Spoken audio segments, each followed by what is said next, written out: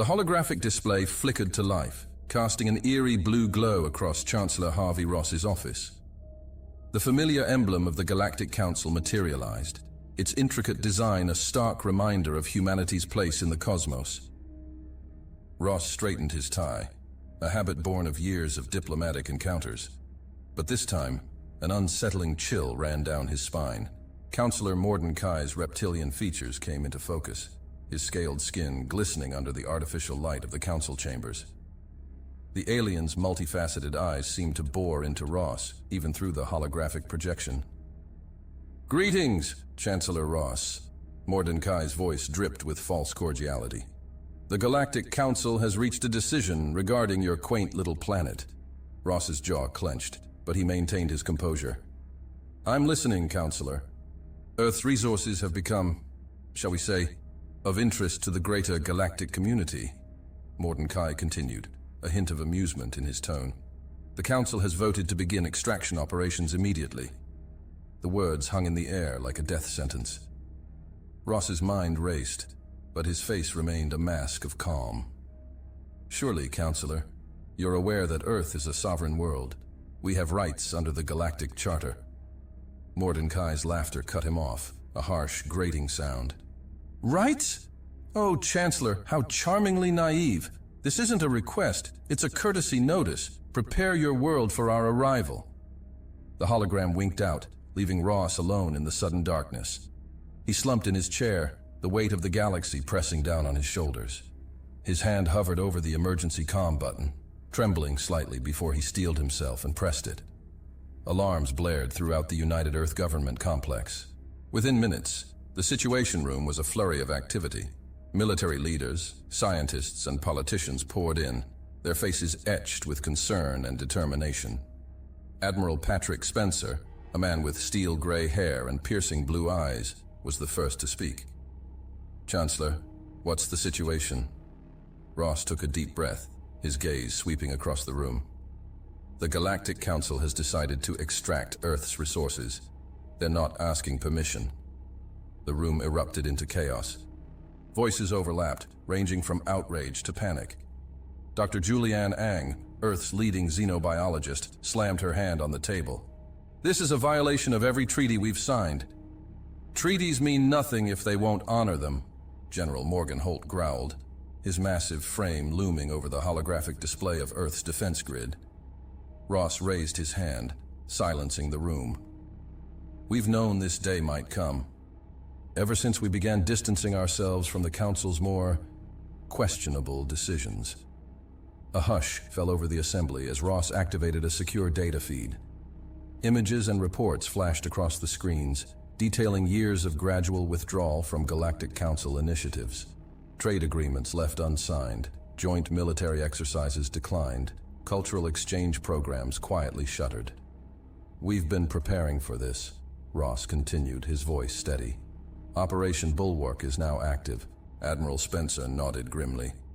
"Our deep space sensors are at full capacity. If they make a move, we'll know."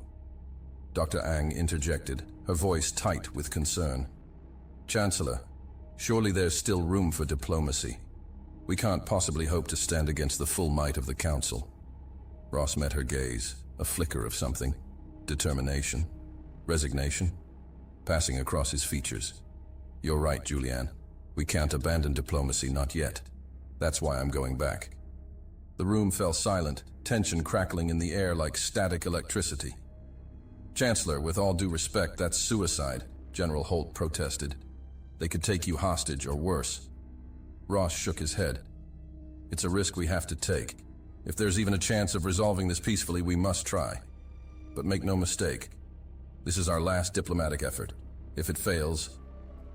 He let the implication hang in the air. Admiral Spencer stepped forward, his voice low and intense. "We will be ready, sir." Ross nodded, a grim smile playing at the corners of his mouth. "Let's hope it doesn't come to that, Patrick.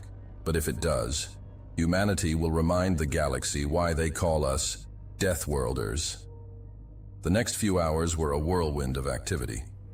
As Ross prepared for his journey to the Galactic Council headquarters, Earth's defenses were quietly brought to full alert. Stealth satellites reposition themselves in the dark spaces between planets. Hey there, hope you're enjoying the video so far. If you do, please hit the like button and subscribe to the channel. It really helps the channel to grow and reach more people. Now let's find out what comes next. Hidden shipyards deep within the asteroid belt hummed with activity as sleek, predatory vessels slipped their moorings. In his private quarters, Ross stood before a mirror, adjusting his formal attire. The weight of humanity's fate rested heavily on his shoulders. A soft chime announced a visitor. Dr. Ang entered, her face etched with concern. "Harvey," she said softly, using his first name in the privacy of the moment. "Are you sure about this?" Ross turned to face her, his eyes filled with a mix of determination and resignation. "We have to try, Julianne. For all our advances, for all our preparation, war would devastate us all." She nodded, stepping closer. "I know. But the Council, they've changed. The ideals we once shared seem like distant memories now." "Perhaps," Ross mused, "but there might still be allies out there. Not every civilization agrees with the Council's new direction. We just need to find them, to remind them of what we once stood for together." Julianne's hand found his, squeezing gently. "Be careful out there, and come back to us." The moment passed, and Chancellor Ross strode out of his quarters, flanked by a small security detail. The corridors of the UEG complex were a buzz of controlled chaos, personnel rushing to and fro as Earth prepared for the possibility of interstellar war. At the spaceport, a sleek diplomatic vessel awaited. Its smooth lines belied the advanced defenses and countermeasures hidden beneath its hull. As Ross ascended the boarding ramp, he paused, turning to face the assembled crowd of officials and media. "People of Earth," he began, his voice carrying across the launch pad. "We stand at a crossroads. The path ahead is uncertain, fraught with danger. But know this, whatever comes, we face it together. We are humanity. We've survived ice ages, plagues, and our own destructive nature. We've reached for the stars and found our place among them. And now, we will show the galaxy the true strength of the human spirit." A cheer went up from the crowd, a roar of defiance against the vastness of space and the threats that lurked within it. Ross allowed himself a small smile before boarding the ship. As the diplomatic vessel broke free of Earth's atmosphere, Ross settled into his quarters. He activated a secure comlink, connecting him to Admiral Spencer back on Earth. "We're en route, Patrick," he reported. "Estimated arrival at the Council station in 36 hours. Spencer's holographic form nodded. "Understood, sir. We'll be monitoring your signal constantly, if anything goes wrong." "I know," Ross interrupted. "You'll be ready, but let's hope it doesn't come to that." The journey through hyperspace was tense, filled with strategy sessions and contingency planning. Ross pored over reports, searching for any diplomatic leverage he could use to sway the Council. As they approached the massive space station that served as the Galactic Council's headquarters, Ross steeled himself for the confrontation to come. The station loomed before them, a sprawling construct of metal and energy fields, home to representatives from hundreds of spacefaring species. The diplomatic vessel docked smoothly, and Ross led his small delegation onto the station. The corridors were a cacophony of alien sights, sounds, and smells. Species from across the galaxy mingled, some eyeing the human delegation with curiosity, others with barely concealed hostility. At the entrance to the council chambers, Ross paused, taking a deep breath. The fate of humanity rested on what transpired beyond these doors. With a nod to his team, he stepped forward, the massive doors sliding open to reveal the amphitheater-like room where the destiny of worlds was decided. The Galactic Council awaited, their alien faces impassive. Councillor Mordecai's eyes gleamed with barely suppressed triumph as Ross took his place at the speaker's podium. The human chancellor stood tall, his voice clear and unwavering, as he addressed the assembled representatives of 1,000 worlds. "Esteemed members of the Galactic Council," Ross began, his words echoing through the vast chamber. "I come before you today not just as the representative of Earth, but as a voice for reason, for justice, and for the very principles upon which this council was founded. The diplomatic dance had begun. The council chambers buzzed with a cacophony of alien languages as Ross took his position at the central podium. Hundreds of species, represented by their most esteemed diplomats, filled the towering amphitheater. The air crackled with tension, and Ross could feel the weight of countless eyes upon him. Councillor Mordecai's voice cut through the din, silencing the chamber. The council recognizes Chancellor Hfy Ross of Earth. You may present your case, human. Ross straightened his shoulders, his gaze sweeping across the assembled representatives. Esteemed members of the Galactic Council, I stand before you today not just as an advocate for Earth, but as a voice for the very principles this august body was founded upon. He paused, allowing his words to sink in. The decision to extract resources from Earth without consent is not just a violation of our sovereignty. It's a betrayal of everything the Galactic Council claims to represent. Murmurs rippled through the crowd. Ross pressed on, his voice gaining strength. Earth has been a loyal member of this council for generations. We've contributed to galactic peace, shared our unique insights, and stood shoulder to shoulder with our cosmic brethren in times of crisis. Councillor Vashitura, a being of living crystal from the Andromeda Galaxy, leaned forward. Your contributions are noted, Chancellor. But surely you understand that the needs of the many outweigh the desires of the few. Ross turned to face her, his expression resolute. With respect, Counselor, that argument has been used to justify atrocities throughout history. Today it's Earth. Tomorrow it could be any of your worlds. The chamber erupted into heated debates. Ross could see the lines being drawn, some representatives nodding in agreement, others scoffing at his words. Mordecai's voice boomed over the commotion. Enough! Chancellor Ross, your rhetoric is stirring, but it changes nothing. The decision has been made. By whom? Ross challenged, his eyes narrowing. This council operates on principles of consensus and mutual respect. When was this vote taken? Which of you agreed to strip a sovereign world of its resources without so much as a discussion? An uncomfortable silence fell over the chamber. Ross pressed his advantage. I demand a formal vote, here and now, with all members present. Let's see who truly stands for the ideals of this council, and who would turn it into a tool of exploitation. Mordecai's scales rippled with barely contained anger. You dare! I dare to uphold the Charter, Ross interrupted, his voice ringing clear. Article 7, Section 3. Any decision affecting a member world must be put to a full vote of the Council. I invoke that right. The tension in the room was palpable. Several councillors shifted uncomfortably in their seats, while others leaned forward with newfound interest. Councillor Ahon, a gaseous entity contained within an ornate suit, spoke up. The human speaks truth. We cannot ignore our own laws, no matter how inconvenient they may be. Mordecai's eyes narrowed, but he nodded curtly. Very well, we shall have a vote.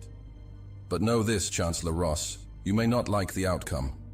As the voting process began, Ross could see the political maneuvering happening in real time. Whispered conversations, meaningful glances, and subtle gestures passed between various factions.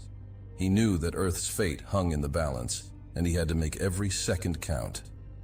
Before you cast your votes, Ross addressed the assembly, I implore you to consider the precedent you're setting. Today, it's Earth's resources you covet. But what happens when the Council turns its gaze to your worlds? Who will stand with you then? He gestured to a holographic display, showcasing Earth's scientific and cultural achievements. We've given the galaxy breakthroughs in medicine, art that has moved beings across the cosmos, and philosophical insights that have shaped galactic discourse. Are you really willing to sacrifice all of that for short-term gain? Councillor Tali Zora, a avian being known for her wisdom, spoke up. Chancellor Ross raises valid points. Perhaps we've been too hasty in our judgment. But Mordecai wasn't backing down. Hasty? We've deliberated for cycles. Earth's resources are vital for the continuation of several key galactic projects. The human's emotional appeal changes nothing. The debate raged on, with councillors from various factions presenting their views. Ross watched carefully, noting which species seemed sympathetic to Earth's plight and which were firmly aligned with Mordenkai's faction. As the arguments heated up, Ross noticed a subtle shift in the room's dynamics. Counselor Thax, a usually reserved representative of a silicon-based species, was quietly conversing with several other members. Their expressions were grim, and Ross could sense that something was amiss. Seizing a moment of relative calm, Ross addressed the council once more. "Esteemed colleagues, I believe we're overlooking a crucial aspect of this situation. Earth's unique biosphere isn't just a resource to be exploited. It's a living laboratory that could hold the key to solving galactic-scale problems."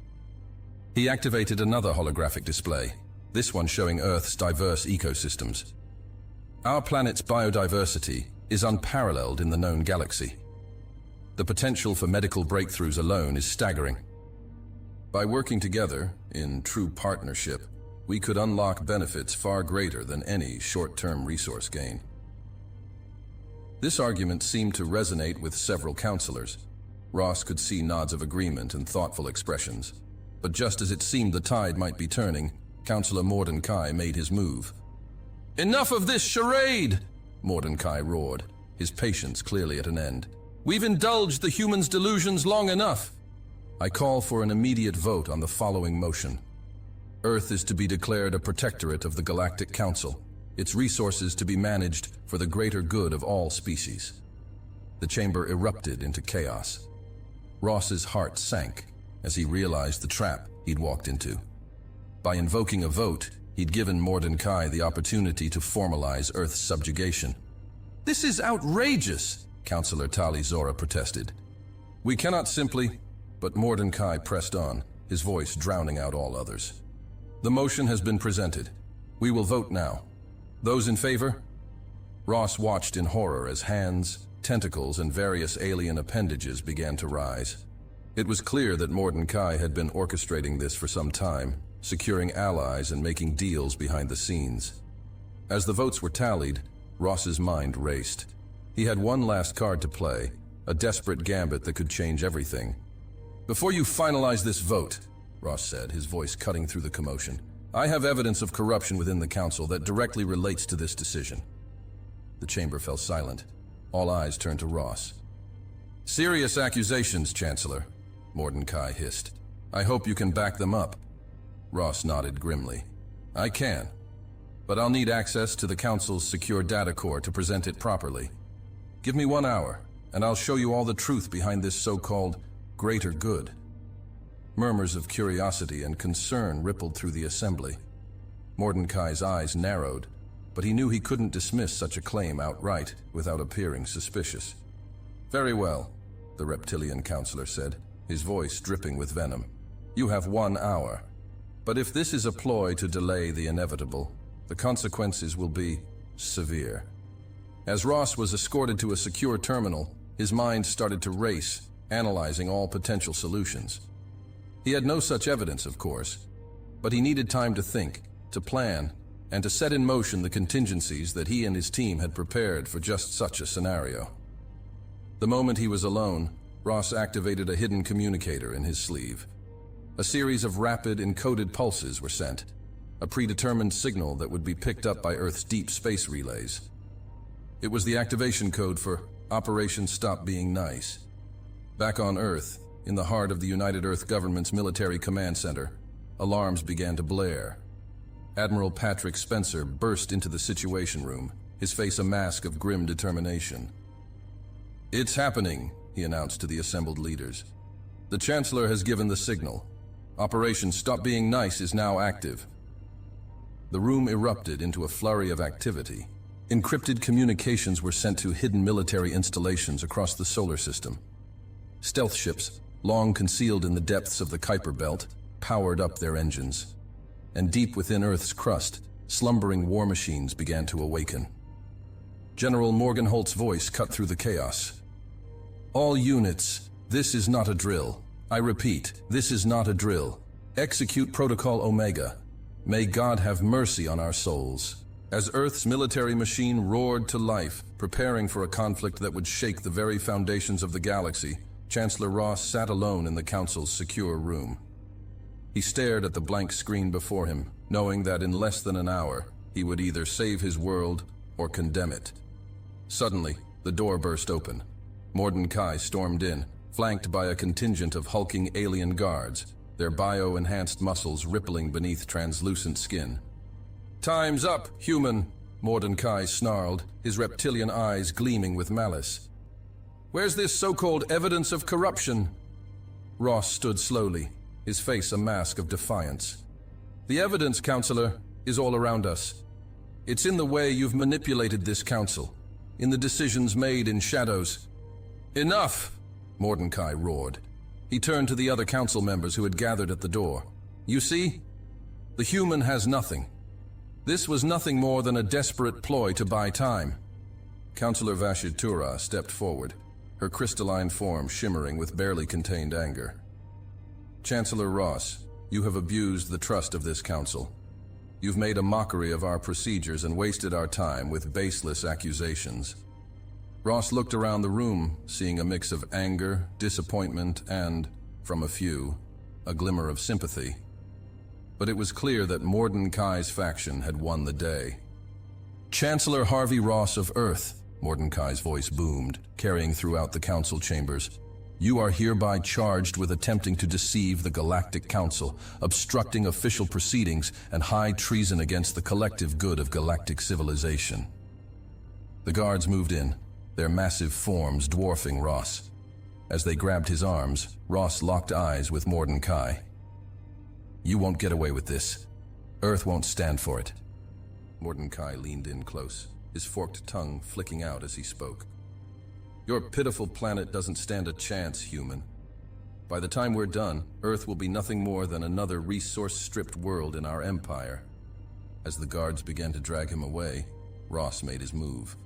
In a flash, he twisted his body, using the momentum to slam his palm against a hidden panel on his belt.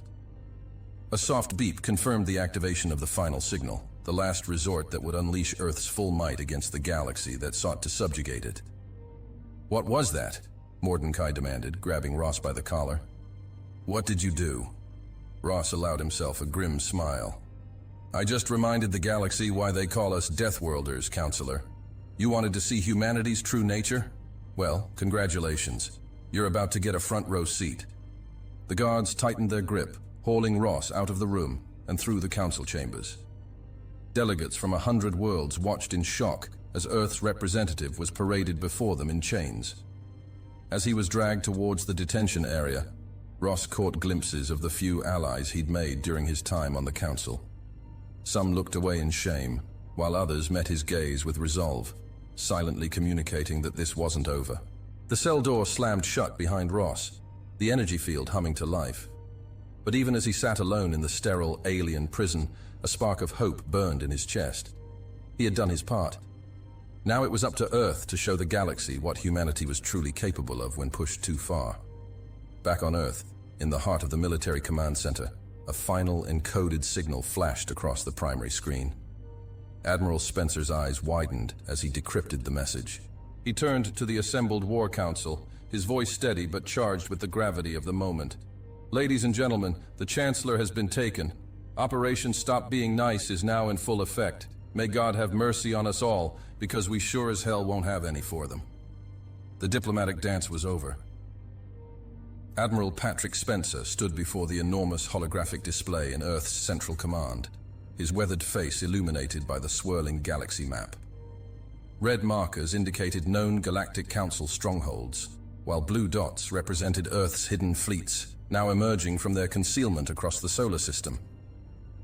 "Gentlemen," Spencer addressed the assembled commanders, his voice steady despite the weight of the moment, "the time for diplomacy has passed. Chancellor Ross has given us the signal. Operation Stop Being Nice is now in full effect." The room hummed with tense energy as each commander absorbed the gravity of the situation. General Morgan Holt, head of the ground forces, stepped forward. "Admiral, my troops are ready to deploy at a moment's notice. Just give the word." Spencer nodded, his eyes never leaving the galactic map. "The word is given, General. All units, commence operation." A Across the solar system, hidden bases sprang to life.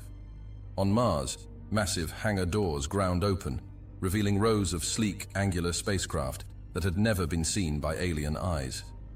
From the moons of Jupiter and Saturn, stealth carriers decloaked, their holds filled with swarms of fighter craft. In the asteroid belt, mining operations transformed in the blink of an eye, revealing their true nature as forward staging bases. Weapons platforms, long disguised as communication relays, powered up their targeting systems. Admiral Spencer's voice crackled over the secure comms. "This is it, people. Everything we've prepared for. Remember your training, trust in your teammates, and show these alien bastards why they should have left Earth alone." Commander Jack Reynolds, leader of the Sol Defense Squadron, felt a surge of adrenaline as he strapped into his command chair aboard the UES Defiant. "All wings report in," he ordered, his fingers dancing across the holographic controls. "Alpha Wing, standing by. Beta Wing, ready to kick some alien ass. Gamma Wing, locked and loaded." Reynolds allowed himself a grim smile. "All right, everyone, our first target is the Proxima Centauri relay station. It's the linchpin of the Council's early warning system in this sector. We take it out. We buy our main fleet the time it needs to mobilize." The Defiant's engines roared to life, joined by dozens of other ships emerging from their hidden docks in the Kuiper Belt. As one, they accelerated towards the edge of the solar system, preparing for the jump to faster-than-light travel. Meanwhile, in the skies above Earth, Operation Trojan Horse kicked into high gear. Hundreds of civilian ships, freighters, passenger liners, and private yachts began normal departure sequences. But as they cleared the atmosphere, hidden panels slid open, revealing state-of-the-art weaponry and advanced sensor suites. Colonel Maggie Yeoh, the lone female commander in this operation, coordinated the civilian fleet from her command post on the moon. "Remember, people, maintain normal traffic patterns until you clear the Council's sensor net. We need to get as close to their primary defensive line as possible before they realize what's happening." Back in Central Command, Admiral Spencer watched as the pieces of humanity's grand strategy fell into place. He turned to his second-in-command, Captain David Craig. "Status report on the Ghost Fleet?" Craig consulted his data pad. "The Ghost Fleet has successfully breached the heliopause, Admiral.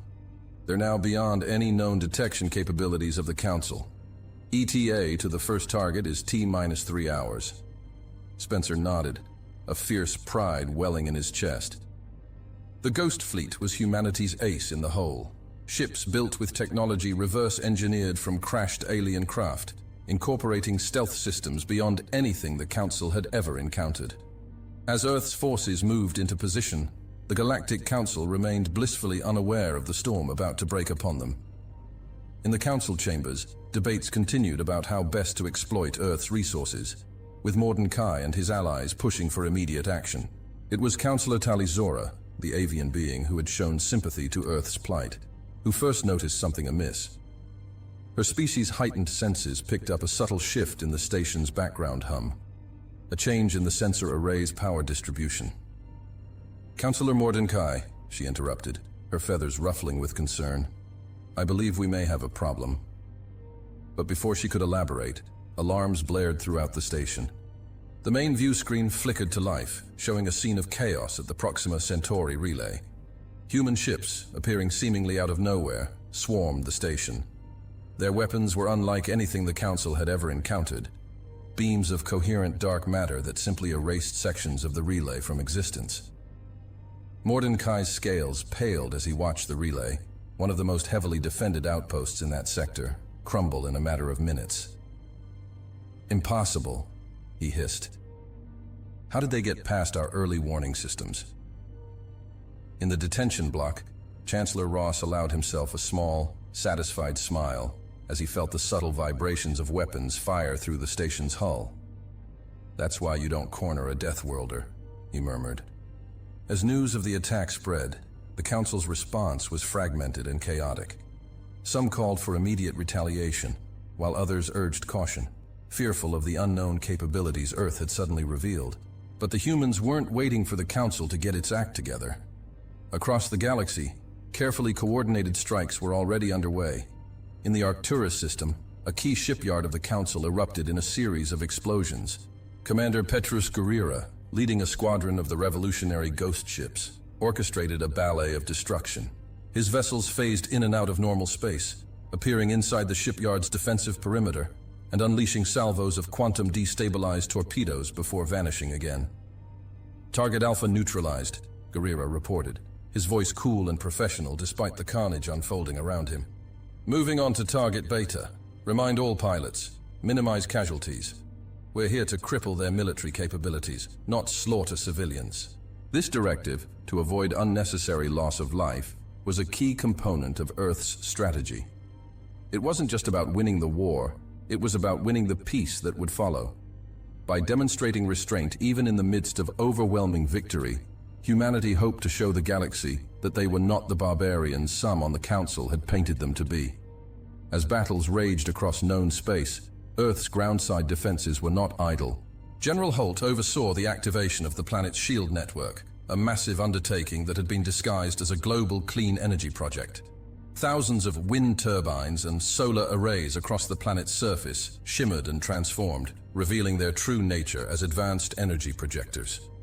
Within minutes, a shimmering dome of translucent energy enveloped the Earth, capable of withstanding even the mightiest weapons in the Council's known arsenal. Shield network at 100% capacity, one of Holt's lieutenants reported. We can withstand sustained bombardment for months, sir. Holt nodded grimly. Let's hope it doesn't come to that. Our best defense is a good offense. What's the status on the counter-invasion forces? In response, another holographic display sprang to life, showing massive troop carriers rising from hidden bases in the Mariana Trench and the Antarctic ice shelves. Each carrier held thousands of power-armored soldiers, ready to deploy to any world that dared to strike at Earth.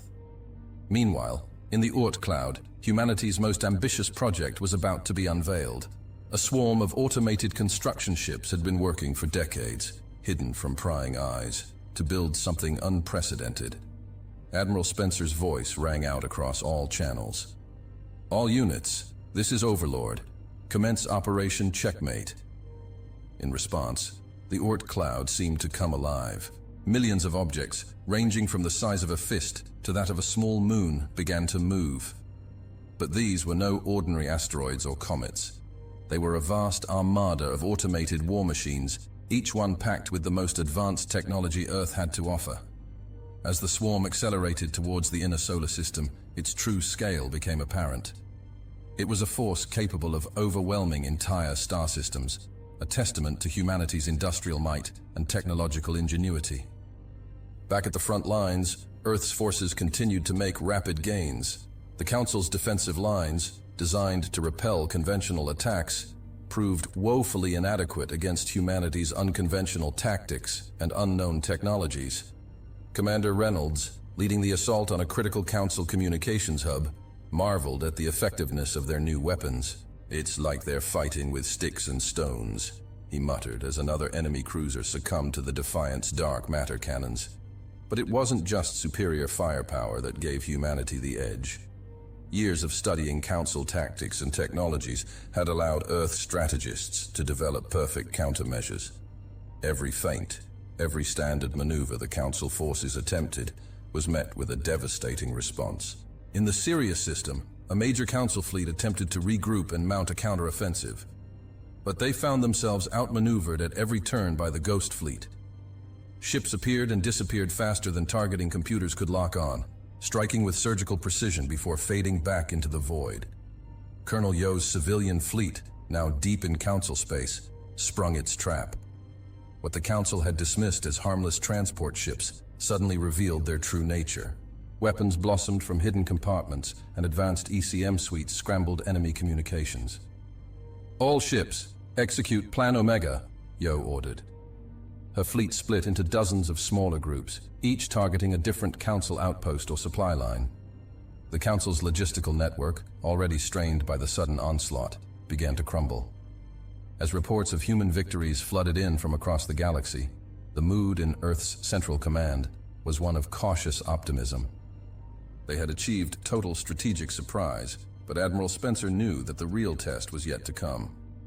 We've bloodied their nose, he told his assembled commanders. But make no mistake, the Council still outnumbers us. They have resources we can only dream of. this is just the beginning. Captain Craig approached with a data pad. Sir, we're receiving transmissions from several non-council worlds. They're offering support. Spencer raised an eyebrow. Support? Craig nodded. Yes, sir. It seems our demonstration of power, combined with our restraint in targeting civilian populations, has impressed some of the neutral systems. They're volunteering ships, resources, even troops.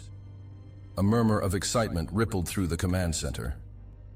This was an unexpected development, one that could tip the scales decisively in Earth's favor. Spencer allowed himself a small smile. Well, well, it seems the galaxy is full of surprises. Patch me through to these potential allies.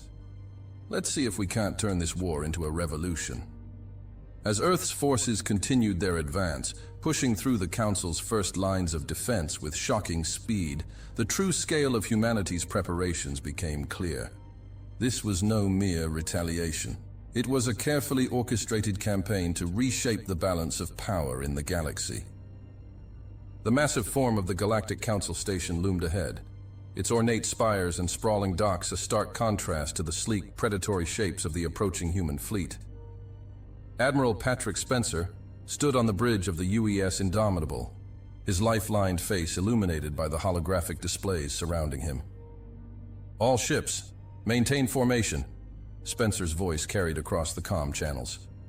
Remember your training. We're not here for wholesale destruction. Precision and control are key. Commander Jack Reynolds, leading the vanguard aboard the UES Defiant, acknowledged the order. Copy that, Admiral. Alpha and Beta wings are moving into position to engage the outer defense grid. As if on cue, the space around the station erupted in a dazzling display of energy weapons. Massive defense platforms, concealed within the station's intricate architecture, sprang to life. Beams of coherent plasma lanced out, seeking to vaporize the approaching human ships. But humanity had prepared for this moment. The lead ships shimmered, their advanced stealth systems bending light and energy around them. The station's targeting computers struggled to maintain a lock, their shots passing harmlessly through holographic decoys. Now, Reynolds barked.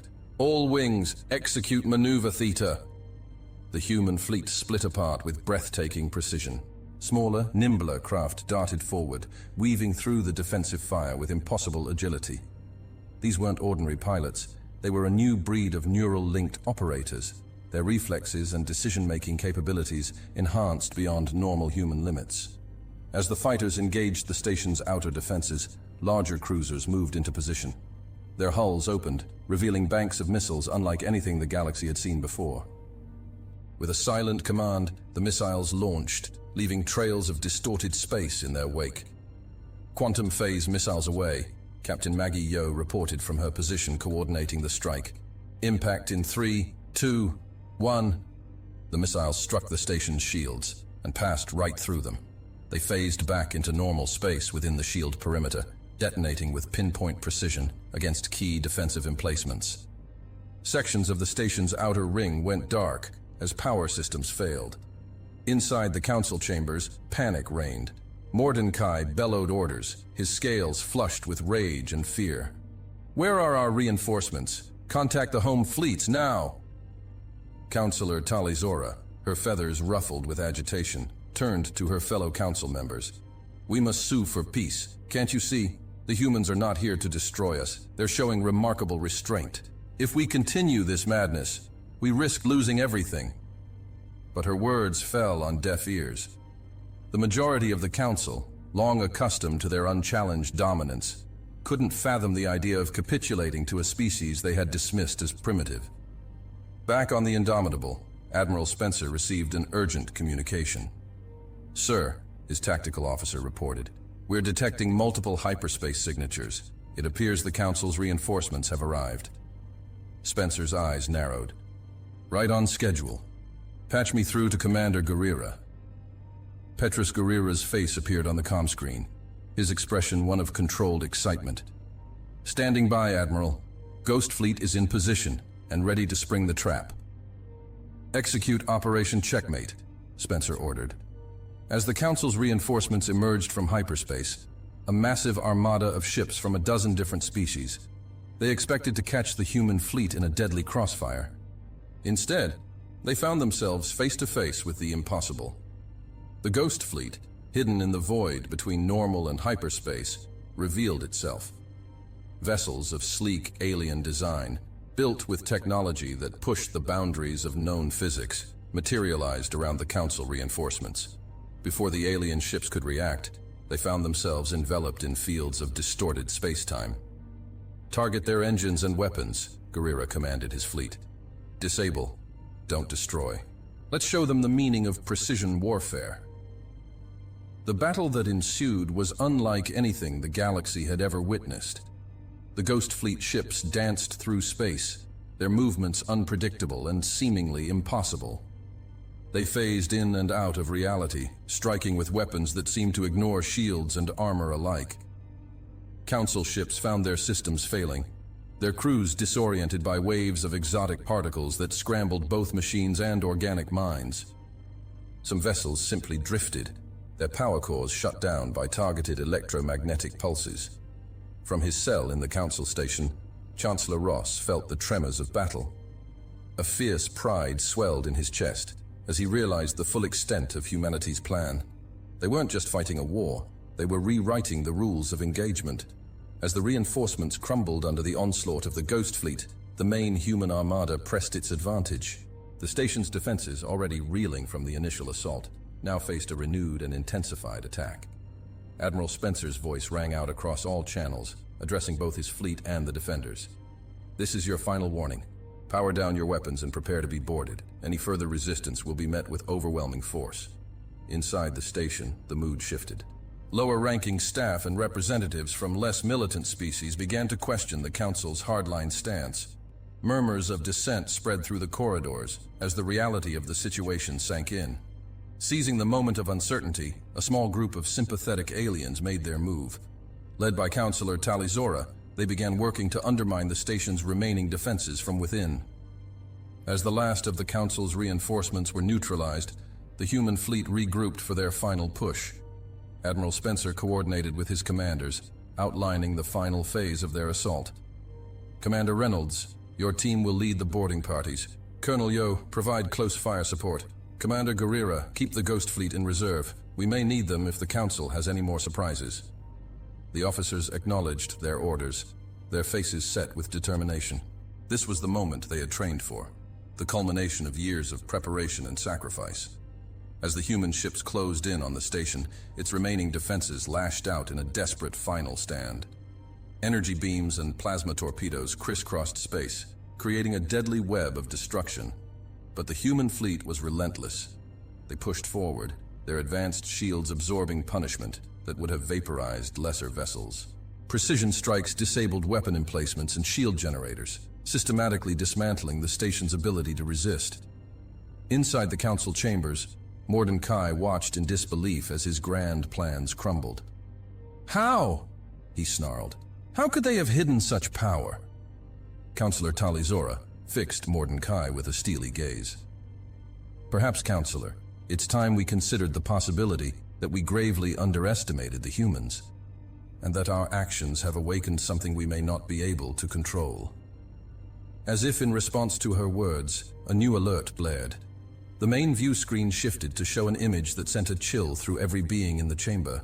The vast swarm from the Oort cloud, now visible to Council sensors, bearing down on their position like an unstoppable tide. The message was clear. Humanity had been pushed too far, and now the galaxy would feel the full might of a species that had evolved on a world that tried to kill them every day.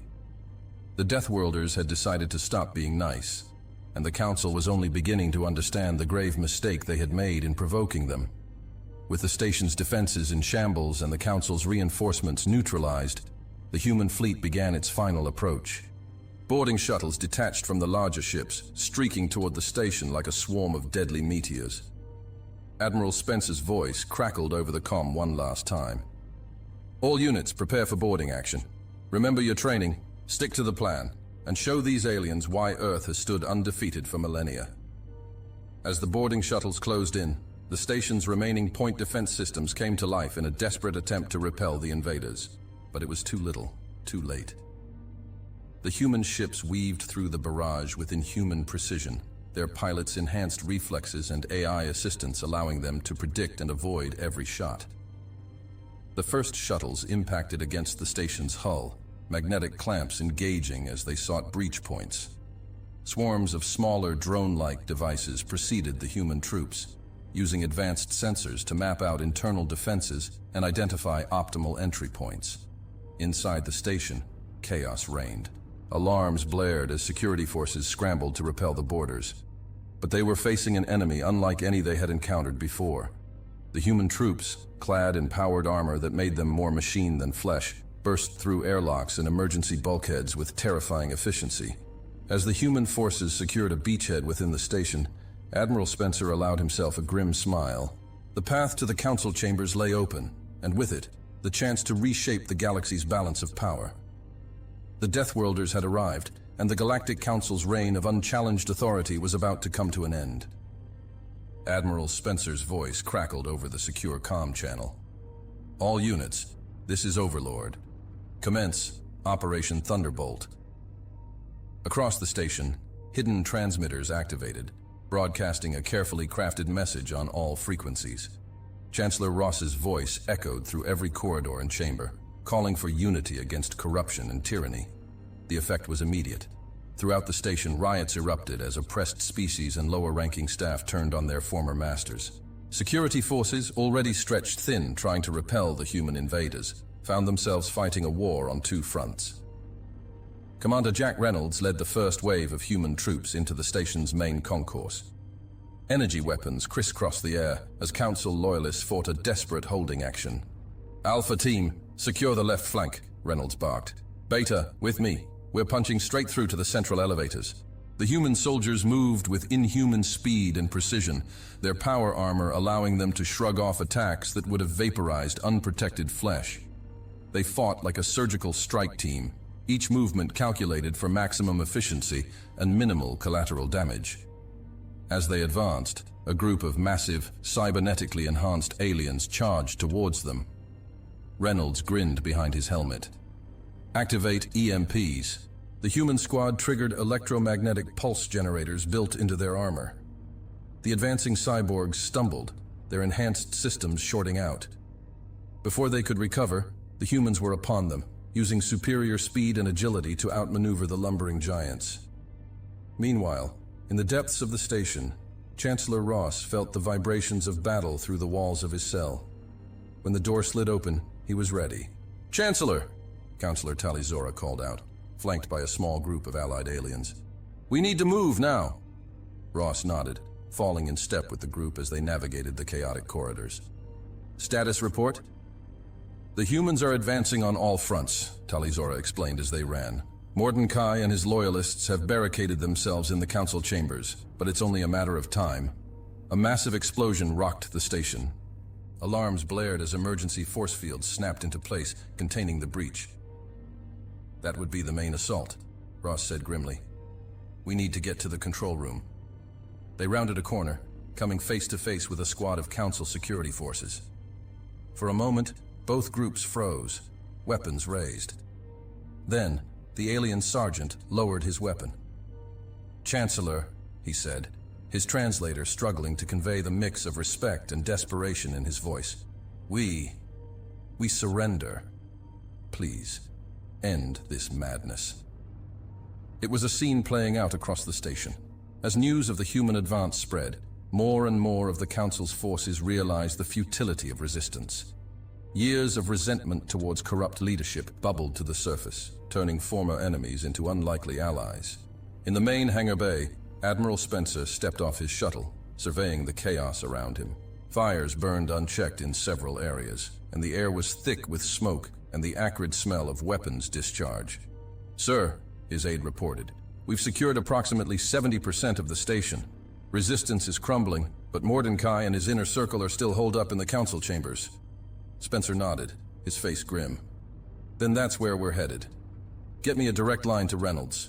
As Spencer's team fought their way towards the heart of the station, the scene in the council chambers was one of utter desperation. Mordecai paced frantically, his scales pale with fear and rage. "How?" he snarled at the few remaining loyalists. "How could those primitive apes have done this? We are the Galactic Council. We are supreme. Councillor Vashatura, her crystalline form clouded with stress, finally snapped. Enough, Mordecai. Your arrogance and greed have brought us to this. It's over. The massive doors to the chamber began to glow red-hot. The metal warped and bubbled, then exploded inward in a shower of molten debris. Through the smoke strode Chancellor Ross, flanked by Admiral Spencer and Commander Reynolds. Behind them, a phalanx of human troops and allied aliens filled the corridor. Councillor Mordecai, Ross's voice carried across the chamber, amplified by his suit speakers. In the name of Earth and all the peoples you have wronged, I place you under arrest. Mordecai's eyes darted wildly, searching for an escape. Finding none, he reached for a hidden weapon, only to find his arm immobilized by some invisible force. I wouldn't, Spencer said calmly, lowering a device that hummed with exotic energy. Localized stasis field. One of the many tricks we picked up while you thought we were just a bunch of primitive apes. As Mordecai and his remaining loyalists were secured, Ross turned to address the assembled aliens, a mix of council members, staff, and representatives from countless worlds. Today marks the end of an era, he began, his voice carrying the weight of history. For too long, the Galactic Council has been a tool of oppression, wielded by the few to control the many. That ends now. He paused, letting his words sink in. But this is not the end of the Council itself. Rather, it is a new beginning. A chance to build something truly great. A galactic community based on mutual respect, cooperation, and justice for all species. As Ross spoke, holographic displays throughout the station and across the galaxy came to life. The faces of human leaders, allied alien species, and even some former council members appeared, each adding their voice to the call for a new order. We stand at a crossroads, Ross continued. The path ahead will not be easy. There will be challenges, disagreements, and hard choices to make. But I believe that together, we can create a future brighter than any single species could achieve alone. Ross gestured to the human soldiers and allied aliens around him. Look at what we've accomplished here today. Species that were once enemies, now standing side by side against tyranny. This is the power of unity, of shared purpose. He turned to face Mordecai and the other arrested counselors. To those who have abused their power, who have exploited and oppressed others for personal gain, I say this. Your reign is over. You will face justice for your crimes, not in vengeance, but in the pursuit of a more just galaxy for all. Ross's voice grew stronger, filled with determination. To the peoples of the galaxy, I make this solemn commitment. Earth and its allies will work tirelessly to dismantle the systems of oppression that have held so many in bondage. We will establish new protocols for interstellar cooperation, based on mutual respect and shared prosperity. He paused, his gaze sweeping across the room and beyond, to the countless worlds watching this broadcast. But we cannot do this alone.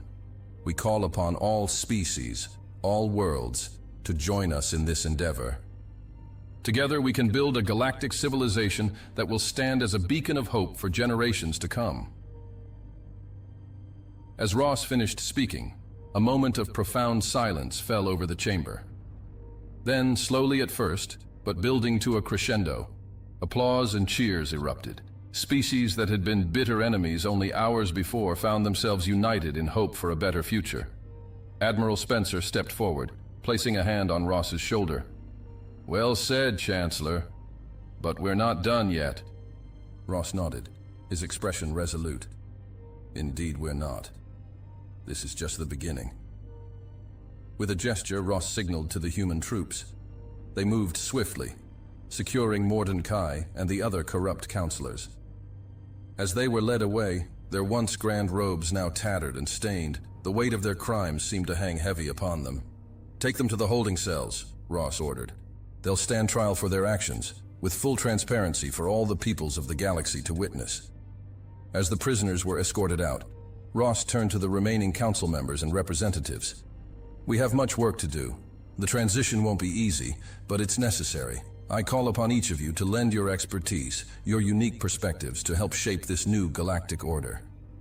Counselor Tali Zora stepped forward, her avian features set with determination. Chancellor Ross, you have the full support of my people. We've long dreamed of a more just council, and we stand ready to help make that dream a reality. One by one, other representatives voiced their support.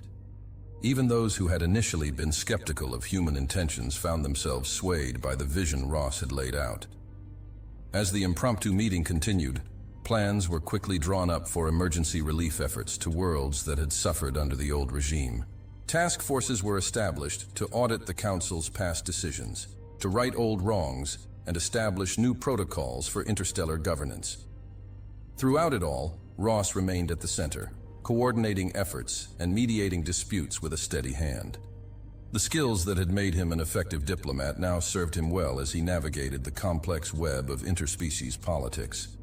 The Deathworlders had shown the galaxy their strength. Now, they would show it their wisdom, their compassion, and their unwavering commitment to a better future for all sentient beings.